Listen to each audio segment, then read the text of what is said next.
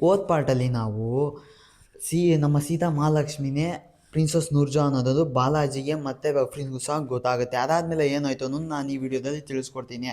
Vishnu sir ನಮ್ಮ ವಿಕಾಸನ್ನ ಹುಡ್ಕೊಂಡು ಬಂದಿದ್ದಾರೆ. ಬಂದಂಥವ್ರು ಕೇಳ್ತಾ ಇದ್ದಾರೆ, ನಿನ್ನ 4 ದಿವಸ ಹಿಂದೆ ಯಾರಾದರೂ ಹುಡ್ಕೊಂಡು ಬಂದಿದ್ರಾ ಅಂತ. ಹೌದು ಸರ್, ಅಫ್ರೀನ್ ಅನ್ನೋ ಹುಡುಗಿ ರಾಮ್ ಬಗ್ಗೆ ಬುಕ್ಕನ್ನು ಬರಿತೀನಿ ಅಂತ ಹೇಳ್ಬಿಟ್ಟು ಅವನ ಇನ್ಫಾರ್ಮೇಷನ್ ಅಂತ ತೊಗೊಳೋದಕ್ಕೆ ನನ್ನ ಹತ್ರಕ್ಕೆ ಬಂದಿದ್ಲು ಅಂತ ಕೇಳ್ತಾ ಇರಬೇಕಾದ್ರೆ, ಅವಳು POK ಅಬೂ ತಾರಿಕ್ ಮೊಮ್ಮಗಳು, ಅವಳೊಬ್ಬಳು ಟೆರರಿಸ್ಟ್, ಅವಳ ಅಡ್ರೆಸ್ ನನಗೆ ಇಮಿಡಿಯೇಟಾಗಿ ಕೊಡು ಅಂತ ಕೇಳ್ತಾನೆ. ವಿಕಾಸ್ ಸಹ ತಗೊಬಂದು ಕೊಡ್ತಾನೆ ಕೂಡ. ಅದಾದಮೇಲೆ ನಮ್ಮ ಅಫ್ರೀನು ಬಾಲಾಜಿ ಆ ಲಾಡ್ಜಲ್ಲಿ ಕೂತ್ಕೊಂಡು ಮಾತಾಡ್ತಾ ಇದ್ದಾರೆ. ಅಷ್ಟಕ್ಕೂ ಈ ನೂರ್ಜಹಾನು ರಾಮ್ಗೆ ಲೆಟರನ್ನು ಯಾಕೆ ಬರೀಬೇಕಿತ್ತು? ಆವಾಗ ನಮ್ಮ ಅಫ್ರೀನ್ ಹೇಳ್ತಾ ಇದ್ದಾಳೆ, ನೂರ್ಜಹಾನ್ ಏನು ದಡ್ಡಿ ಅಲ್ಲ, ಅವಳು ಲಂಡನ್ ರಿಟರ್ನು, ಅವಳು ಸಹ ಬೇಕಂತಲೇ ಮಾಡಿರೋದು. ಮದುವೆ ವಿಷಯ ಬಂದ ತಕ್ಷಣ ಅದನ್ನು ತಪ್ಪಿಸೋಕ್ಕೋಸ್ಕರನೇ ಆ ಥರ ಮಾಡಿರೋದು. ಇನ್ನು ರಾಮ್ ಏನು ಸಾಚ ಅಲ್ಲ, ಅವನು ರಿಚ್ಚು ಮನೆ ಹುಡುಗಿ ಅಂತಲೇ ಲವನ್ನು ಮಾಡಿರೋದು ಅಂತ ಹೇಳ್ತಾ ಇದ್ದಾಳೆ. ಆದರೆ ಅದನ್ನ ಒಪ್ಕೊಳೋಕ್ಕೆ ಬಾಲಾಜಿ ಇಷ್ಟವನ್ನು ಪಡ್ತಾ ಇಲ್ಲ. ಈಗ ಮತ್ತೆ 1964ಕ್ಕೆ ಹೋಗುತ್ತೆ ಕತೆ ಬಂದ್ಬಿಟ್ಟು. ಇಲ್ಲಿ ನಮ್ಮ ಸೀತಾಮಹಾಲಕ್ಷ್ಮಿ ತುಂಬಾ ಸಿಂಪ್ಲಿಸಿಟಿಯನ್ನು ಯೂಸನ್ನು ಮಾಡ್ಕೋತಾ ಇದ್ದಾಳೆ. ಅರಮನೆಯಲ್ಲಿ ಯಾರ ಮೇಲೆ ಸಹ ದರ್ಪವನ್ನು ತೋರಿಸೋದಿಲ್ಲ. ಅವಳು ತುಂಬಾ ಸಿಂಪ್ಲಿಸಿಟಿಯಾಗಿ ಇರ್ತಾಳೆ. ಈಗೇನೆ ಕಲರ್ ಪೌಡರ್ ಎಲ್ಲ ಬಿದ್ದಿತ್ತು ಅಲ್ವ ಮಖದ ಮೇಲೆ, ಅದನ್ನೆಲ್ಲ ಒರೆಸ್ಕೋತಾ ಇದ್ದಾಳೆ ಕೂಡ. ಅದಾದಮೇಲೆ ನಮ್ಮ ರಾಮು ಅವನ ಫ್ರೆಂಡ್ ದುಜ್ಜಯ್ಯಗೆ ಫೋನನ್ನು ಮಾಡ್ತಾನೆ. ಮಾಡ್ದಂಥವನು ನನ್ನ ಮದುವೆ ಆಗ್ತೀಯ ಅಂತ ಕೇಳಿದ್ರು, ಏನು ಸಹ ಮಾತಾಡ್ದಲ್ಲೇ ಹಂಗೇನೆ ಹೋಗ್ಬಿಟ್ಲು ಅಂತ ಹೇಳ್ತಾ ಇರಬೇಕಾದ್ರೆ, ನಮ್ಮ ದುಜ್ಜಯ್ಯ, ನೀನು ಇದ್ದಕ್ಕಿದ್ದಾಗೆ ಮದುವೆ ಆಗ್ತೀಯ ಅಂತ ಕೇಳಿದ್ರೆ ಯಾರು ಸಹ ಒಪ್ಕೋತಾರೆ? ನಿನ್ನ ಸಂಬಳ ಎಷ್ಟು ಬರುತ್ತೆ, ನೀನು ಹೇಗೆ ನೋಡ್ಕೋತೀಯ ಅಂತ ತಾನೇ ಕೇಳ್ತಾರೆ ಅಂತ ಹೇಳ್ತಾ ಇರಬೇಕಾದ್ರೆ, ನಮ್ಮ ರಾಮ್ ಹೇಳ್ತಾನೆ, ನನಗೆ ತಿಂಗಳಿಗೆ 600 ರೂಪಾಯಿ ಕೊಡ್ತಾರೆ, ಅದಲ್ಲದೆ ನನ್ನ ಬ್ಯಾಂಕಲ್ಲಿ 12,000 ರೂಪಾಯಿ ಇದೆ ಗೊತ್ತಾ ಅಂತ ಹೇಳ್ತಾನೆ. ಅವಾಗ ನಮ್ಮ ದುಜ್ಜಯ್ಯ ಕೂಡ, ನೀನು ಇದನ್ನ ಹೇಳು, ಸೀತಾ ಕುಣಿದಾಡ್ಕೊಂಡು ಒಪ್ಕೋತಾಳೆ ಅಂತ ಹೇಳ್ತಾನೆ. ಅದಾದಮೇಲೆ ನಮ್ಮ ಸೀತಾ ಮಹಾಲಕ್ಷ್ಮಿ ಮತ್ತು ರೇಖಾ ಅವರು ಒಂದು ಕಾರಲ್ಲಿ ಬರ್ತಾ ಇದ್ದಾರೆ. ನಮ್ಮ ರೇಖಾ ಹೇಳ್ತಾ ಇದ್ದಾಳೆ, ನೀನು ಸುಮ್ಮನೆ ಲೆಟರನ್ನು ಬರೆದು ತಪ್ಪನ್ನು ಮಾಡಿದೆ, ನೀನು ಲೆಟರನ್ನು ಬರಿಬಾರ್ದಿತ್ತು. ಈಗ ನೋಡು, ಅವನು ಹುಡುಕೊಂಡೇ ಬಂದುಬಿಟ್ಟಿದ್ದಾನೆ. ಈಗ ಏನು ಮಾಡ್ತೀಯ? ನಿಮ್ಮ ಅಣ್ಣನಿಗೆ ಏನಾದರೂ ಗೊತ್ತಾದರೆ ತುಂಬಾ ಪ್ರಾಬ್ಲಮ್ ಆಗುತ್ತೆ ಅಂತ ಹೇಳ್ತಾ ಇದ್ದಾಳೆ. ಅದಕ್ಕೆ ಸೀತನ್ ಸಹ ಏನು ಸಹ ಮಾತಾಡದಲ್ಲೇ ಕೂತ್ಕೊಂಡ್ಬಿಟ್ಟಿದ್ದಾಳೆ ಕೂಡ. ಅದಾದಮೇಲೆ ಪ್ಯಾಲೇಸ್ಗೆ ಬರುತ್ತೆ. ಇಲ್ಲಿ ನಮ್ಮ ಓಮನ್ ಅಂದರೆ ಸೀತಾ ಮಹಾಲಕ್ಷ್ಮಿ ಅವರ ಅಣ್ಣ ಓಮನಲ್ಲಿ ಬಿಸ್ನೆಸ್ಸನ್ನು ಮಾಡ್ತಾ ಇರ್ತಾನೆ. ಆದರೆ ಅಲ್ಲಿ ಫೈನಾನ್ಷಿಯಲ್ ಎಫೆಕ್ಟ್ ಆಗಿದ್ದರಿಂದ ಅಲ್ಲಿರುವಂಥ ಓಮನ್ ಸುಲ್ತಾನು ಎಲ್ಲವನ್ನು ಸಹ ಕಂಟ್ರೋಲ್ಗೆ ತಗೊಂಡಿದ್ದಾನೆ. ಅಂದರೆ ಇವರ ಪ್ರಾಪರ್ಟಿ ಆಗಿರ್ಬೋದು, ಅಸೆಟ್ಸ್ ಆಗಿರ್ಬೋದು, ಎಲ್ಲವನ್ನು ಸಹ ಕಂಟ್ರೋಲ್ಗೆ ತಗೊಂಡಿದ್ದಾನೆ. ಇದರಿಂದ ಹೊರಗೆ ಬರೋದಕ್ಕೆ ಒಂದೇ ದಾರಿ ಇರೋದು, ಅದು ನಿಮ್ಮ ಸಿಸ್ಟರೇನೆ ಅಂತ ಒಬ್ಬ ಆಫೀಸರ್, ಅಂದರೆ ಅವನ ಹೆಸರು ಬಂದ್ಬಿಟ್ಟು ಅಕ್ಬರ್ ಅಂತ ಹೇಳ್ಬಿಟ್ಟು ಅವನು ಹೇಳ್ತಾ ಇದ್ದಾನೆ. ಅವನಿಗೆ ಅವ್ರಿಗೇನಾದರೂ ಮಗಳಿದ್ದಿದ್ರೆ ನಿಮಗೆ ಮದುವೆ ಆಫರನ್ನು ಕೊಡಿಸ್ತಾ ಇದ್ದೆ, ಆದರೆ ಅವನಿಗಿರೋದು ಒಬ್ಬರೇ ಒಬ್ಬ ಮಗ. ಈಗ ನೀವು ನಿಮ್ಮ ಸಿಸ್ಟರನ್ನು ಅವಳಿಗೆ ಮದುವೆ ಮಾಡಿ ಕೊಡ್ಕೊಂಡ್ರೆ ಈ ಪ್ರಾಬ್ಲಮ್ಸ್ ಎಲ್ಲ ಸಾಲ್ವ್ ಆಗಿಬಿಡುತ್ತೆ ಅಂತ ಹೇಳ್ತಾನೆ. ಅದಕ್ಕೆ ಸೀತಾ ಸಹ ಏನು ಮಾತಾಡ್ತಿಲ್ಲ, ಹೊರಟು ಹೋಗ್ಬಿಡ್ತಾಳೆ. ಆವಾಗ ನಮ್ಮ ಅಣ್ಣ ಇದ್ದಲ್ವ, ಅವನು ಸಹ ಓಕೆ ಅಂತ ಕಳಿಸಿ ಅಂತ ಒಪ್ಕೋತಾನೆ. ಅದಾದಮೇಲೆ ಅವರ ಫ್ರೆಂಡು ರೇಖಾ ಇದ್ದರು ಅಲ್ವಾ, ಅವ್ರನ್ನ ತುಂಬ ವರ್ಷಗಳ ನಂತರ ಹುಡ್ಕೊಂಡು ಬಂದಿದ್ದಾರೆ. ಈಗ ರೇಖಾ ಕೇಳ್ತಾ ಇದ್ದಾಳೆ, ನೀವು ಅವ್ರ ಬಗ್ಗೆ ಏನು ತಿಳ್ಕೋಬೇಕು ಅಂತ ಕೇಳ್ತಾ ಇರಬೇಕಾದ್ರೆ, ಅವರ ಬಗ್ಗೆ ನಾನು ಒಂದು ಪುಸ್ತಕನ ಬರಿತಾ ಇದ್ದೀನಿ, ನೀವು ಅವ್ರ ಬಗ್ಗೆ ಹೇಳಬೇಕು ಅಂತ ಅಫ್ರೀನ್ ಹೇಳ್ತಾಳೆ. ಈಗ ಮತ್ತೆ ಫ್ಲ್ಯಾಶ್ ಬ್ಯಾಕ್ಗೆ ಹೋಗುತ್ತೆ ಕೂಡ. ಫ್ಲ್ಯಾಶ್ ಬ್ಯಾಕ್ಗೆ ಹೋದಾಗ ನಮ್ಮ ರಾಮು ಸೀತಾನ ಹುಡ್ಕೊಂಡು ಒಂದು ಪ್ಯಾಲೇಸ್ಗೆ ಬರ್ತಾನೆ. ಪ್ಯಾಲೇಸ್ಗೆ ಬಂದು ಅವನು ಮಾತಾಡೋಕ್ಕೆ ಶುರುನ ಮಾಡ್ತಾನೆ. ನಾನು ನಿಮ್ಮನ್ನು ಹುಡ್ಕೊಬಂದು ತಪ್ಪು ಮಾಡಿಬಿಟ್ಟೆ, ಐ ಆಮ್ ಸಾರಿ. ಯಾಕೆ ಅಂದರೆ ನೀವು ನನ್ನ ಎಲ್ಪ್ ಮಾಡಿದ್ದೀರಿ ಅಂತ ಪತ್ರವನ್ನು ಬರೆದ್ರಿ, ಆದರೆ ನಾನು ನಿಮಗೆ ಲಘು ಗಿವು ಅಂತ ಹೇಳ್ಬಿಟ್ಟು ಸುಮ್ಮನೆ ಪ್ರಾಬ್ಲಮನ್ನು ಕೊಟ್ಬಿಟ್ಟೆ ಅಂತ ಹೇಳ್ತಾ ಇದ್ದಾನೆ. ಅದೇ ಟೈಮ್ಗೆ ಒಂದು ಬಣ್ಣದ ಡಬ್ಬದ ಮೇಲೆ ಕಾಲಿಡ್ತಾರೆ. ಆವಾಗ ಬಂದು ಮಾತಾಡ್ತಾ ಇರಬೇಕಾದ್ರೆ ನಮ್ಮ ರಾಮ್ ಹೇಳ್ತಾನೆ, ನಾನು ಹೊರಡ್ತಾ ಇದ್ದೀನಿ ಅಂತ ಹೇಳ್ತಾ ಇರಬೇಕಾದ್ರೆ, ಎಲ್ಲಿಗೆ ಅಂತ ಕೇಳ್ತಾನೆ. ಆವಾಗ ಈ ಲಾಂಗ್ ಡಿಸ್ಟೆನ್ಸ್ ಜರ್ನಿಯನ್ನು ಮಾಡೋಕ್ಕೆ ನಿಮ್ಮ ಜೊತೆಗೆ ಯಾವಾಗಲೂ ಸಹ ಕಾಯ್ತಾ ಇರ್ತೀನಿ, ನೀವು ಬರ್ತೀರಾ ಅಂತ ಅಂದ್ಕೊಂಡಿದ್ದೀನಿ ಅಂತ ಹೇಳ್ಬಿಟ್ಟು ಅಲ್ಲಿಂದ ಹೊರಟು ಹೋಗ್ತಾನೆ. ಹೀಗೆ ಹೊರಟೋಗ್ತಾ ಇರಬೇಕಾದ್ರೆ, ಎಲ್ಲಿಗೆ ಹೋಗ್ತಾ ಇದ್ದೀರಾ ಅಂತ ಕೇಳ್ತಾ ಇರಬೇಕಾದ್ರೆ, ಕಾಶ್ಮೀರ್ಗಂತೂ ಅಲ್ಲ, ಇನ್ನೂ 4 ದಿವಸ ಇದೆ ಕಾಶ್ಮೀರ್ಗೆ ಹೋಗೋದಕ್ಕೆ, ಇನ್ನು ನನಗೆ ಗೊತ್ತೇ ಇಲ್ಲದ ಫ್ಯಾಮಿಲಿನ ಮೀಟ್ ಮಾಡೋದಕ್ಕೆ ಹೋಗ್ತಾ ಇದ್ದೀನಿ ಅಂತ ಹೇಳ್ಬಿಟ್ಟು ಅಲ್ಲಿಂದ ಹೊರಟು ಹೋಗ್ಬಿಡ್ತಾನೆ. ಆಮೇಲೆ ನಮ್ಮ ಸೀತಾ ಅದನ್ನು ಹೋಗ್ತಾ ಇರೋದನ್ನ ನೋಡಿಬಿಟ್ಟು ರಾಮ್ನ ಅವಾಗ ಓಡೋಗ್ತಾಳೆ. ಆದರೆ ರೇಖಾ ಬಂದುಬಿಟ್ಟು ತಡೆದ್ಬಿಡ್ತಾಳೆ. ಅಂತ ಹೇಳ್ತಾ ಇರಬೇಕಾದ್ರೆ, ಇಲ್ಲ ನಾನು ಅವನ ಜೊತೆನೇ ಹೋಗ್ತಾ ಇದ್ದೀನಿ, ಇಲ್ಲಿ ಹೇಗಾದರೂ ಮಾಡಿ ಬ್ಯಾಲೆನ್ಸನ್ನು ಮಾಡು ಅಂತ ಹೇಳ್ಬಿಟ್ಟು ಅಲ್ಲಿಂದ ಹೊರಟ್ಬಿಡ್ತಾಳೆ. ಅದಾದಮೇಲೆ ನಮ್ಮ ರಾಮು ಈಗ ಗೊತ್ತಿಲ್ಲದೆ ಇರೋ ಫ್ಯಾಮಿಲಿನೇ ಮೀಟನ್ನು ಮಾಡೋಕ್ಕೆ ಹೊರಡ್ತಾನೆ. ಅಂದರೆ ಅವನು ಲೆಟ್ರನ್ನು ಬರೆದಿದ್ರು ಅಲ್ವ ಎಲ್ಲರೂ ಸಹ, ಅವ್ರನ್ನ ಮೀಟ್ ಮಾಡೋದಕ್ಕೆ ಹೋಗ್ತಾನೆ. ಹೀಗೆ ಮೀಟ್ ಮಾಡಿಕೊಂಡು ಎಲ್ಲರನ್ನೂ ಸಹ ಬರ್ತಾ ಇರಬೇಕಾದ್ರೆ ಒಂದು ಅಪಾರ್ಟ್ಮೆಂಟಿಗೆ ಬರ್ತಾನೆ. ಇಲ್ಲಿ ರಾಧಿಕಾ ಅನ್ನೋ ಒಂದು ಹುಡುಗಿನ ಮೀಟನ್ನು ಮಾಡೋಕ್ಕೆ ಬರ್ತಾನೆ. ಏಕೆಂದರೆ ಈ ಹುಡುಗಿನೇ ಕಜ್ಜಾಯ ಕಳಿಸಿದ್ಲು ಅದು ಪಾರ್ಟ್ 1ನ ನೀವು ನೋಡಿ, ಡಿಸ್ಕ್ರಿಪ್ಷನಲ್ಲಿ ಲಿಂಕನ್ನು ಹಾಕಿರ್ತೀನಿ. ಅಂತ ಇವಳು ಕಾಲ್ ಗರ್ಲ್ ಆಗಿರ್ತಾಳೆ. ಹಿಂಗೆ ಬಂದಂಥವಳು ರಾಮ್ನ ನೋಡಿ ತುಂಬಾ ಖುಷಿಯನ್ನು ಪಡ್ತಾಳೆ ಕೂಡ. ಆದರೆ ಇವಳೊಬ್ಬರು ಕಾಲ್ ಗರ್ಲ್ ಆಗಿರೋದ್ರಿಂದ ಇವಳು ತುಂಬಾ ವರಿಷ್ಠ ಆದಂಥ ಏರಿಯಾದಲ್ಲಿ ಇರ್ತಾಳೆ. ಹಿಂಗೇ ಹೇಳ್ತಾ ಇರಬೇಕಾದ್ರೆ, ನಾನು ನಿನ್ನ ರಾಮ್ ನಿಮ್ಮ ಅಣ್ಣ ಅಂತ ಹೇಳಿದ ತಕ್ಷಣ ಅವಳಿಗೆ ತುಂಬಾ ಖುಷಿ ಆಗ್ಬಿಡುತ್ತೆ. ಹಂಗೇನೆ ಅವಳಿಗೆ ಹುಟ್ಟಿದಂಥ ಮಗಳನ್ನು ಸಹ ತಗೊಬಂದು ತೋರಿಸ್ತಾಳೆ. ಇವಳೇನೆ ನಿಮ್ಮ ಸೊಸೆ ಅಣ್ಣ, ನೋಡಿ ತುಂಬಾ ಮುದ್ದಾಗಿದ್ದಾಳ ಅಂತ ಎಲ್ಲ ಸಹ ಮಾತಾಡ್ತಾಳೆ. ಅವಾಗ ನಮ್ಮ ರಾಮ್, ನೀನೇನಮ್ಮ ಈ ಥರ ಜಾಗದಲ್ಲಿ ಇದೆಯಾ ಅಂತ ಕೇಳ್ತಾ ಇರ್ಬೇಕಾದ್ರೆ, ಏನಣ್ಣ ಮಾಡೋದು, ಎಲ್ಲದೂ ಸಹ ಹೊಟ್ಟೆಪಾಡು ಎಲ್ಲದನ್ನೂ ಮಾಡಲೇಬೇಕಲ್ವಾ ಅಂತ ಹೇಳ್ತಾ ಇರ್ಬೇಕಾದ್ರೆ, ನಮ್ಮ ರಾಮ್ ಇದ್ದ ಅಲ್ವಾ, ಒಳ್ಳೆ ಮನಸ್ಸಿಂದ ಅವ್ರನ್ನೆಲ್ಲರನ್ನೂ ಸಹ ಅಲ್ಲಿಂದ ಕರ್ಕೊಂಡು ಹೋಗೋಕ್ಕೆ ಸಿದ್ಧವಾಗ್ತಾನೆ. ಅಲ್ಲಿಗೆ ಅಡ್ಡ ಬಂದಂಥವ್ರಿಗೂ ಸಹ ಹೊಡೆದ್ಬಿಟ್ಟು, ಇಲ್ಲಿ ಎಲ್ಲರನ್ನೂ ಸಹ ನಾನು ಕರ್ಕೊಂಡು ಹೋಗ್ತಾ ಇದ್ದೀನಿ ಅಂತ ಹೇಳ್ಬಿಟ್ಟು ಅವನೇ ಒಂದು ಮನೆಯನ್ನು ಸಹ ಮಾಡಿಕೊಡ್ತಾನೆ. ಅದು ಯಾವ ದುಡ್ಡಲ್ಲಿ, ಸೀತೆಗೋಸ್ಕರ ಮನೆ ತೊಗೊಳಕ್ಕೆ ಇಟ್ಟಿದ್ನಲ್ಲ ಅದೇ ದುಡ್ಡಲ್ಲಿ ಮಾಡಿಕೊಡ್ತಾನೆ. ಆವಾಗ ಸೀತೆಯೂ ಸಹ ಅಲ್ಲಿಗೆ ಬಂದು ಕೇಳ್ತಾಳೆ. ಈಗ ನಮ್ಮ ರಾಮ್ ಕೇಳ್ತಾನೆ, ನಿಮಗೆ ಬಾಡಿಗೆ ಮನೆ ಓಕೆ ಅಲ್ವಾ, ನನ್ನ ಹತ್ರ ಇದ್ದ ದುಡ್ಡನ್ನೆಲ್ಲ ಇಲ್ಲಿಗೆ ಖರ್ಚು ಮಾಡಿದ್ದೀನಿ ಅಂತ ಹೇಳ್ತಾ ಇರ್ತಾನೆ. ಆವಾಗ ನಮ್ಮ ಸೀತಾ ಹೇಳ್ತಾಳೆ, ನೀವು ಏನು ತಲೆ ಕೆಡಿಸ್ಕೊಂಬೇಡಿ ಅಂತ ಹೇಳ್ತಾ ಇರಬೇಕಾದ್ರೆ ನಮ್ಮ ರಾಮ್ ಕೂಡ ಕಾಶ್ಮೀರಕ್ಕೆ ಹೊರಡೋ ಟೈಮ್ ಬಂದೇ ಬಿಡುತ್ತೆ. ಆವಾಗ ಸೀತಾ ಕೇಳ್ತಾಳೆ, ಇಷ್ಟು ಬೇಗ ಹೊರಡ್ರಾ, ನಿಮಗೋಸ್ಕರ ನಾನು ಕಾಯ್ತಾ ಇರ್ತೀನಿ ರೈಲ್ವೆ ಸ್ಟೇಷನ್ನಲ್ಲಿ, 10:30ಗೆ ಟ್ರೈನ್ ಇರೋದು, ನೀವು ಬರೋದಾದರೆ ಬನ್ನಿ ಅಂತ ಹೇಳ್ಬಿಟ್ಟು ಅಲ್ಲಿಗಿಂದ ಹೊರಟೋಗ್ಬಿಡ್ತಾನೆ ರಾಮ. ಸೀತಾ ಮಾತ್ರ ಏನು ಸಹ ಮಾತಾಡಿದ್ರೆ ಹಂಗೆ ನಿಂತ್ಕೊಂಡ್ಬಿಡ್ತಾರೆ. ಅದಾದಮೇಲೆ ಇನ್ನೊಂದು ಶಾಕಿಂಗ್ ನ್ಯೂಸ್ ಇರುತ್ತೆ. ಅದೇನಪ್ಪ ಅಂದರೆ ಓಮಾನ್ ಸರ್ ಒಪ್ಕೊಂಡ್ಬಿಟ್ಟಿದ್ದಾರೆ, ಇವ್ರು ಕಳಿಸಿದಂಥ ಪ್ರಪೋಸಲ್ನ ಒಪ್ಕೊಟ್ಟಿದ್ದಾರೆ, ಅದನ್ನ ಸಹ ತೊಗೊಂಡು ಬಂದಿದ್ದಾರೆ ಕೂಡ. ಈಗ ನಮ್ಮ ಸೀತಾ ಅಣ್ಣ ಇದ್ದ ಅಲ್ವಾ, ಅದನ್ನ ತೊಗೊಬಂದು ತೋರಿಸ್ತಾ ಇದ್ದಾನೆ. ಓ ನೋಡಿ ಮೇಡಮ್, ನೀವು ಒಪ್ಕೊಂಡಿದ್ದೀನಿ. ಅದನ್ನ ಸೀತಾನು ಸಹ ಏನು ಸಹ ಹೇಳ್ದಾಳೆ ಹಂಗೆ ನಿಂತ್ಕೊಂಡ್ಬಿಟ್ಟಿದ್ದಾಳೆ. ಆದರೆ ನಮ್ಮ ರಾಮ್ ಇದ್ದ ಅಲ್ವಾ, ರಾಮ್ ಮಾತ್ರನೇ ಹೋಗ್ತಾ ಇದ್ದಾನೆ. ಆ ಮಳೆಯಲ್ಲೂ ಸಹ ಅವಳಿಗೋಸ್ಕರ ಕಾಯ್ದು ಏನು ಸಹ ಪ್ರಯೋಜನ ಇಲ್ಲ ಅಂತ ಹೇಳ್ಬಿಟ್ಟು ಟ್ರೈನನ್ನು ಒಬ್ಬನೇ ಹತ್ತಿ ಹೋಗ್ತಾ ಇದ್ದಾನೆ. ಆದರೆ ಇಲ್ಲಿ ನಮ್ಮ ಸೀತಾ ಅಣ್ಣನಿಗೆ ತುಂಬಾ ಖುಷಿ ಆಗ್ತಾ ಇದೆ. ಅದಾದಮೇಲೆ ನಮ್ಮ ರಾಮು ಆರ್ಮಿಗೆ ಹೋಗ್ಬಿಡ್ತಾನೆ. ಅಲ್ಲಿ ಎಲ್ಲರೂ ಸಹ ಕೇಳ್ತಾರೆ, ಸೀತಾ ಮಹಾಲಕ್ಷ್ಮಿ ಹೇಗಿದ್ದಾಳೆ ಸರ್, ಆದರೆ ಅವನಿಗೆ ಏನನ್ನು ಹೇಳೋಕ್ಕೆ ಆಗ್ತಾನೇ ಇಲ್ಲ, ಯಾಕೆಂದರೆ ಅವಳು ಸಿಕ್ಕಿಲ್ಲ. ಅದಾದಮೇಲೆ ನಮ್ಮ ಸೀತಾ ಕೂಡ ಹಂಗೇನೆ ರಾಮ್ನ ನೆನಪಲ್ಲೇ ಕೊರಗ್ತಾ ಇದ್ದಾಳೆ ಕೂಡ.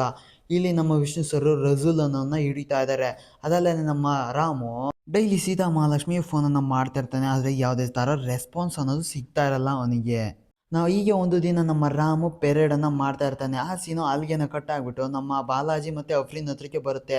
ನಮ್ಮ ಬಾಲಾಜಿ ಹೇಳ್ತಾ ಇದ್ದಾನೆ, ಓಮನಲ್ಲಿ ಆದಂಥ ಫೈನಾನ್ಷಿಯಲ್ ಪ್ರಾಬ್ಲಮ್ಗೂ ನಮ್ಮ ರಾಮ್ ಮತ್ತು ಸೀತಾ ದೂರ ಆಗೋದಕ್ಕೂ ಏನು ಸಂಬಂಧ ಅಂತ ಹೇಳ್ತಾ ಇರಬೇಕಾದ್ರೆ ರೇಖಾ ಹೇಳ್ತಾಳೆ, ಅವ್ರು ದೂರ ಆದರು ಅಂತ ಎಲ್ಲೇ ನಾನೆಲ್ಲ ಅಂದೆ, ಮತ್ತು ಅವ್ರು ಒಂದಾದ್ರ peoples are not blind, love is ಮಾತ್ರನೇ ಬ್ಲೈಂಡ್ ಅಂತ ಹೇಳ್ಬಿಟ್ಟು ಮುಂದುವರಿಸ್ತಾಳೆ. ಈಗ ನಮ್ಮ ಪತ್ರಕರ್ತನಿಗೆ ಬರುತ್ತೆ. ಒಬ್ಬ ಪತ್ರಕರ್ತ ಅವರು ಇದ್ದಂಥ ಎಲ್ಲದನ್ನೂ ಸಹ, ಅಂದರೆ ಓಡಾಡಿದಂಥ ಎಲ್ಲದನ್ನೂ ಸಹ ಫೋಟೋನಲ್ಲಿ ಕಲೆ ಹಾಕ್ಬಿಟ್ಟಿದ್ದಾನೆ. ಅಂದರೆ ನೂರ್ಜಾನ್ ಒಬ್ಬ ಪ್ರಿನ್ಸಸ್ ಕಾಮನ್ ಮ್ಯಾನ್ನ ಲವನ್ನು ಮಾಡ್ತಾ ಇರೋದು ನ್ಯೂಸ್ ಪೇಪರಲ್ಲಿ ಬರುತ್ತೆ.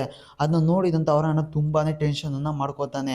ಅವಾಗ ಅಲ್ಲೇ ಇದ್ದಂಥ ಒಬ್ಬ ಸಂದೇಶವನ್ನು ಕಳಿಸ್ತಾ ಇದ್ದಲ್ವಾ, ನೀವು ಇದನ್ನು ಫೇಕ್ ನ್ಯೂಸ್ ಅಂತ ನಿಮ್ಮ ಸಿಸ್ಟರ್ ಹತ್ರನೇ ಹೇಳಿಸಿದ್ರೆ ನಾನು ಅವರಿಗೆ ಆರಾಮ್ಸಾಗಿ ಕಳಿಸ್ಬೋದು ಅಂತ ಹೇಳ್ತಾನೆ. ಓಕೆ ಅಂತ ಹೇಳ್ಬಿಟ್ಟು ನಮ್ಮ ಅಣ್ಣ ಇದ್ದಲ್ವಾ, ಅವನು ಸೀತಾ ಮಹಾಲಕ್ಷ್ಮಿ ಹತ್ರಕ್ಕೆ ಬರ್ತಾನೆ. ಬಂದು ಇದು ಫೇಕ್ ನ್ಯೂಸ್ ಅಂತ ನೀನು ಅವ್ರಿಗೆ ಹೇಳಿದ್ರೆ ಅವರು ಹೇಳ್ತಾರೆ, ನನಗೆ ತುಂಬಾ ಪ್ರಾಬ್ಲಮ್ ಆಗುತ್ತೆ ಅಂತ ಹೋಗಿ ಹೇಳು ಅಂತ ಹೇಳ್ತಾನೆ. ಅದಕ್ಕೆ ಅವಳು ಸಹ ಸೀತಾ ಮಹಾಲಕ್ಷ್ಮಿ, ಇದು ನಿಜವಾದ news, this is the news is truth, ನಿಮ್ಮ ಓಮನ್ ಸುಲ್ತಾನ್ ಅವರಿಗೆ ನಾನು ಸಿನ್ಸಿಯರ್ ಅಪಾಲಜಿಯನ್ನು ಬರಿತೀನಿ ಅಂತ ಹೇಳ್ಬಿಟ್ಟು ಅವನು ಅಲ್ಲಿಂದ ಕಳಿಸ್ಬಿಡ್ತಾಳೆ ಕೂಡ. ಅದಾದಮೇಲೆ ನಮ್ಮ ಸೀತಾ ಮಹಾಲಕ್ಷ್ಮಿ ಅಣ್ಣ ಇದ್ದ ಅಲ್ವಾ, ಸಿಕ್ಕಾಪಟ್ಟೆ ಕೂಗಾಡೋಕ್ಕೆ ಶುರುವನ್ನು ಮಾಡ್ತಾನೆ. ಅದೇ ಟೈಮ್ಗೆ ನಮ್ಮ ರಾಮ್ ಸಹ ಫೋನನ್ನು ಮಾಡ್ತಾನೆ. ಮಾಡಿ ಹೇಳ್ತಾನೆ, ಸೀತಾ ಮಹಾಲಕ್ಷ್ಮಿ ಅವ್ರನ್ನ ನಾನು ನಿಮ್ಮ ಹತ್ರ ಮಾತಾಡಬೇಕು ಅಂದಾಗ, ರಾಮ್ ಕಾಲ್ ಯು ಲೇಟರ್, ನಿಮ್ಮ ಬಗ್ಗೆನೇ ಮಾತಾಡ್ತಾ ಇದ್ದೀನಿ 10 ನಿಮಿಷ ಅಂತ ಹೇಳ್ಬಿಟ್ಟು ಫೋನನ್ನು ಕಟ್ ಮಾಡಿಬಿಡ್ತಾಳೆ.